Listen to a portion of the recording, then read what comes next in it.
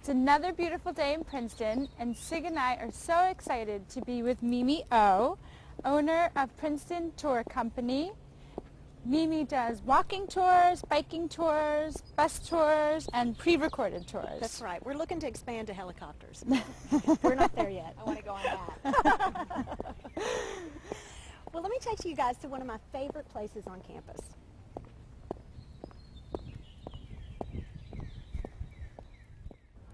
So John Witherspoon, the 6th college president. If you take a tour, I'll tell you how he actually saves the college. But for now, I think it's just important to say, this guy was pretty intelligent. He's going to sign the Declaration of Independence. He's going to fight in the Revolutionary War. He's got some pretty impressive students, too. 21 are going to go on to become senators. 39 are going to become congressmen. And if that's not impressive enough, he is the great-great-great-grandfather to Reese Witherspoon, the famous American actress. His home is actually for sale right now in Princeton. And so if I sell enough tours, I plan on buying that. But I have a feeling Reese might be more interested in it. So if she comes here, I'll give her a tour and I'll tell her how Jake can actually go down to Mike's barbershop on Wednesdays. They do horseshoes and the guys hang out, and I think he'd fit in just great. Perfect. Okay, let's go over to the town and I'll show you some great stuff there. Okay. All right. So we just left the John Witherspoon statue, and I want to show you Mike's place down here, if it's okay. You seem to know a lot about the Witherspoons. No, not really, but Reese and I went to the same high school. Go, honey cubs! So here we are at Mike's, and a lot of people don't know that all the famous people that you see when you just live here in town. It's not unusual for me to see Paul Muldoon. In fact, he likes the Grumpy Monkey blend at Small World. All the time I see Toni Morrison. And that's actually not her name. Oh, what is her name? You'll have to take a tour for all that.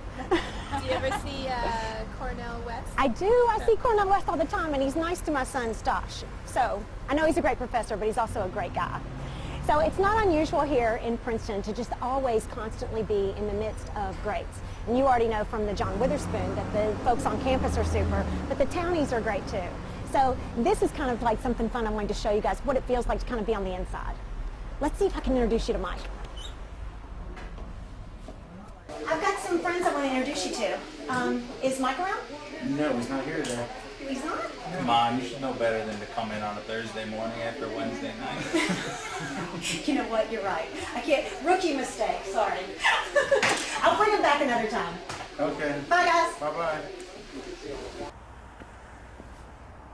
We just left the university and we walked up Witherspoon Street, and you can't go very far in Princeton without running into something famous. That's right.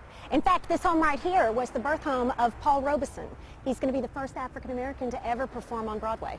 Oh, wow. Yeah, yeah. And we now are entering the Nassau Presbyterian Cemetery, which I hear is the Westminster of the United States. Is That's that right. true? People say there's an incredible number of illustrious personalities buried here. One of my favorites is Paul Tulane. Before I tell you the story about him, just keep in mind that further down, all the Princeton University presidents are actually buried around a gate down that way. There's a few that aren't, but most are. Paul Tulane's going to grow up here in Princeton, and he's going to go down to New Orleans to make his fortune. He's going to do that exporting spices out of New Orleans. So he's going to come back in the mid-1850s, and he's going to have a lot of money. In fact, he's going to have so much that he can buy the Lowry House. The Lowry House is now the home to Shirley Tillman, the Princeton University president. So when he moves into this lovely Lowry House, he's going to have a lot of money. He's going to go over to the college and say, look, in exchange for a lot of this money, if you'll call this place Tulane, I think we have a deal.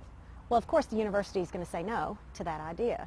And townies swear that in his will, he specifically stated that his monument, he wanted to have his statue, he wanted to have the backside facing Princeton University as final word on the subject. Enough said, right? I don't think he liked what they decided.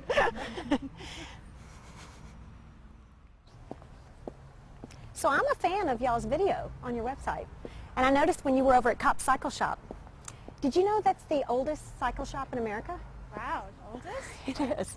In fact, when the university students competed in the Olympics, he actually donated all the equipment they needed. Oh, that's great. Isn't that great? So most people know that the Nassau Inn is one of the most historic buildings here in Princeton, but very few people know that it was also a hangout to Albert Einstein. When he moved here in 1933, he brought with him many German Jewish refugees, and some of his friends like Robert Oppenheimer, Kurt Gödel, and John von Neumann would actually have tea on that second floor there, and they would speak about politics and literature and, of course, science. So if you get a chance to go inside, you really should try. They've got this great fireplace, and you'll see these two red couches, and you can only imagine the kind of conversations they must have had. So I've kind of yapped your ear off today. Let's head back up to my neck of the woods, right? I've got these great billboards. I want you to take your photo there. My pamphlets are there. If you want to find me on the web, PrincetonTourCompany.com. Perfect. Come on, we'll head up that way. And on our way, can I show you Brooke Shields' apartment? Oh, yeah, she went to school here. She did. And, well, you know, David Duchovny went here, too. Oh, wow. That's right.